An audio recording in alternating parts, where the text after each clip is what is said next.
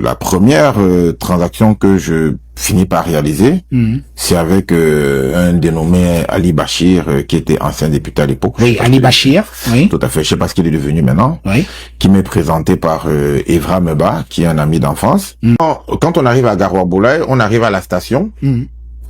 On nous demande de laisser notre garde et de partir. Moi, j'ai 300 millions sur moi.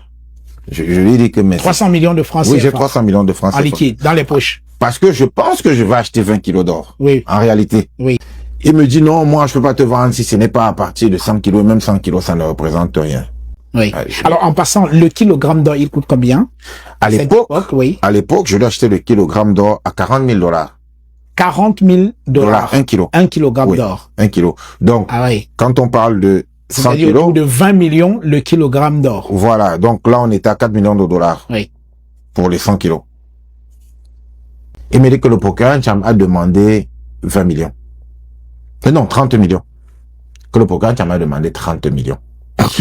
Au nom de quoi? Il veut l'argent.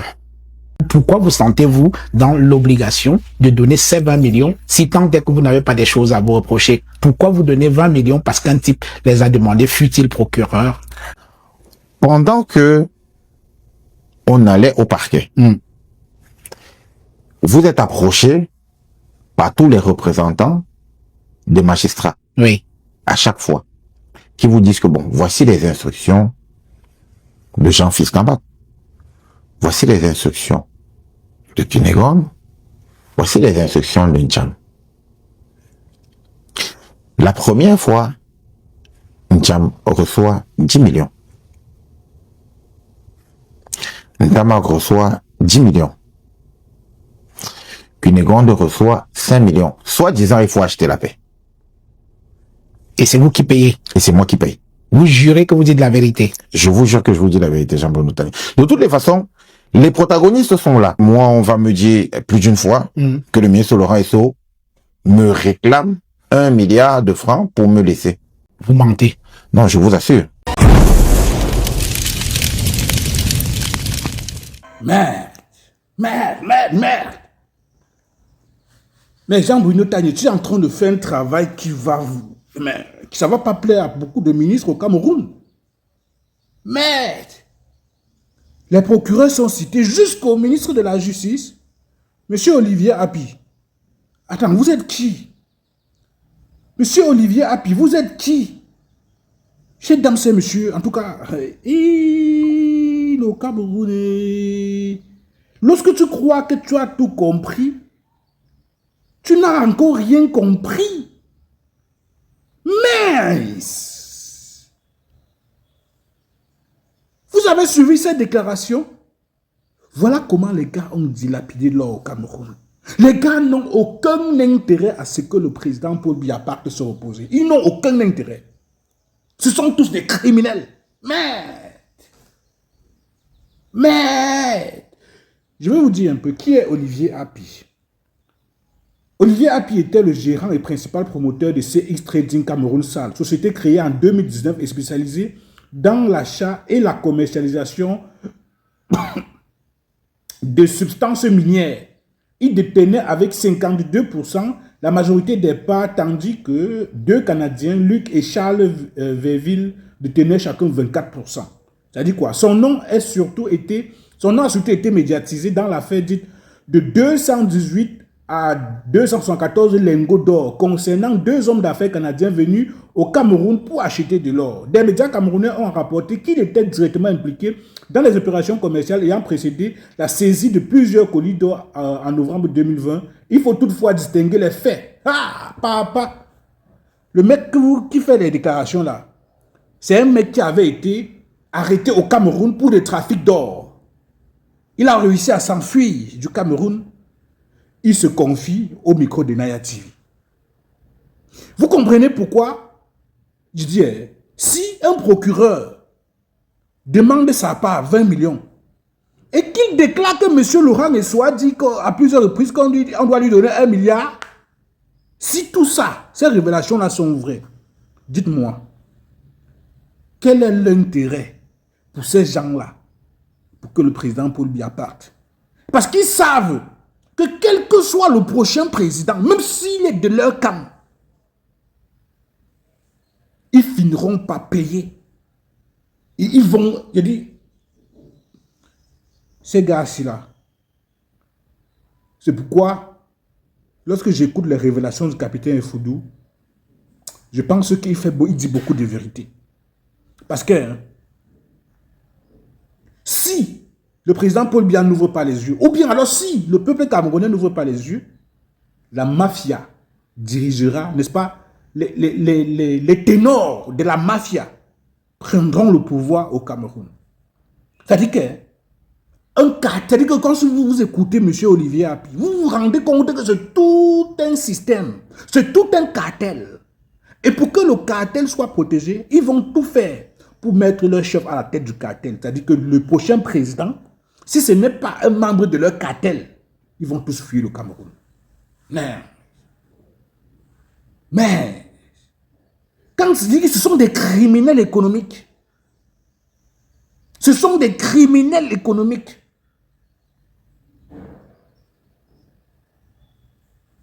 Le gars dit qu'il a transporté 300 millions de francs CFA pour aller acheter 20 kilos d'or.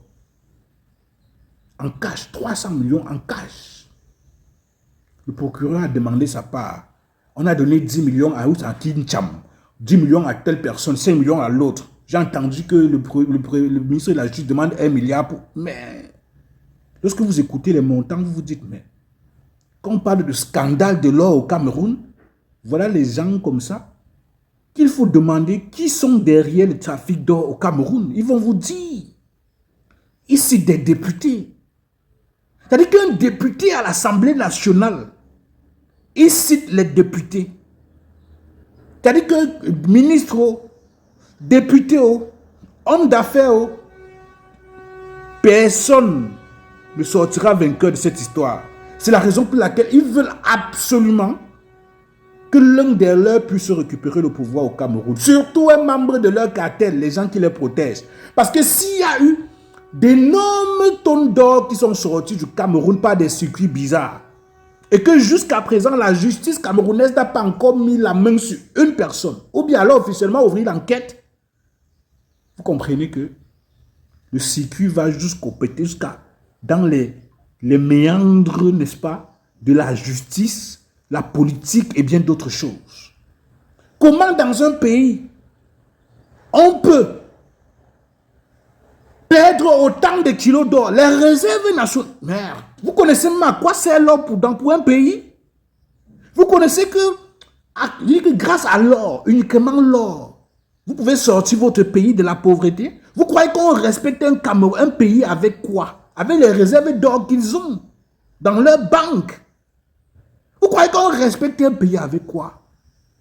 Je vous assure, hein, c'est lorsque j'ai vu, n'est-ce pas, cette série du professeur, que j'ai su l'importance de l'or dans un pays. Je ne connaissais pas avant.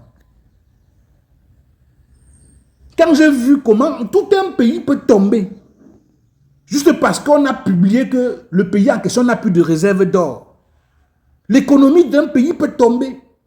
Non, mais, non, frère. C'est énervant.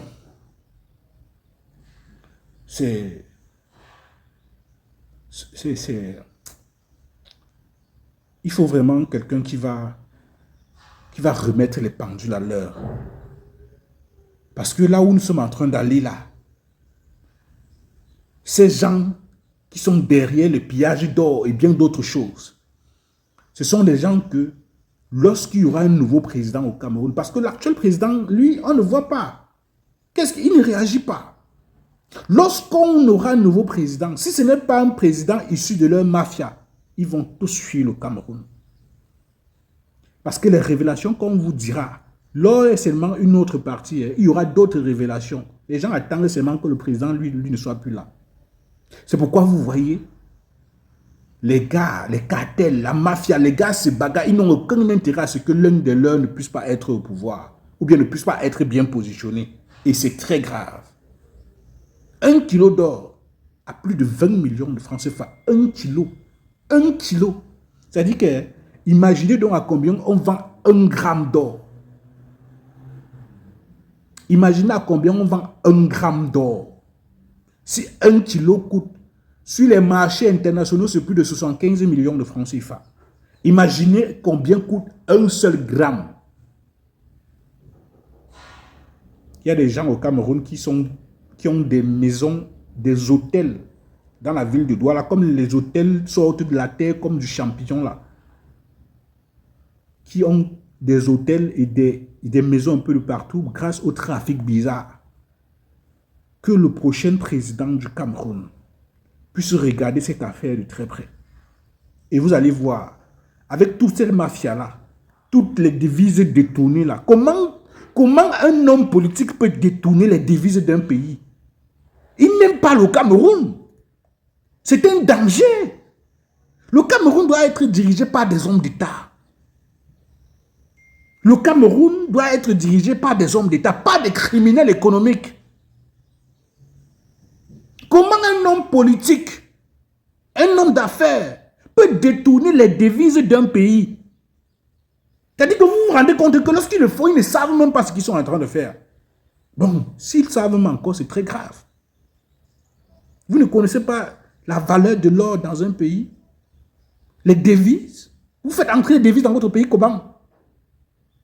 Comment vous maintenez votre économie? Mesdames et messieurs, vraiment, nous sommes foutus. Hein? C'est vraiment énervant. Pour ceux qui savent ce que représente l'or pour un pays, l'économie d'un pays, ils vont comprendre ma réaction dans cette vidéo. Ils vont comprendre ce que M. Olivier Api, l'invité de Jean Bonotagne, est en train de dire. C'est une situation vraiment très très critique. Et que ces gars qui sont derrière la mafia de l'or, actuellement, ils sont en train de tout faire pour fuir le pays. Voilà, Olivier Api qui est parti, non. On ne connaît pas les autres personnes. La majorité s'installe à Dubaï, dans les pays où il ne peut pas avoir des chasses aux sorcières. Et tout ce que je peux dire, c'est quoi? C'est que vivement, non, que quelqu'un vienne redresser ce pays et que ceux qui ont été de près ou de loin impliqués dans la chute de l'économie de notre pays, dans le détournement des devises de notre pays, puissent payer le prix fort.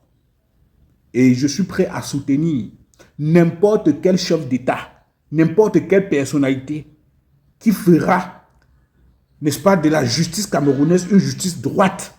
Parce que lorsqu'on vous cite des procureurs, on vous cite... Si déjà la justice est comme ça, quel secteur administratif sera droit? Remettez notre pays, pardon, remettez notre pays.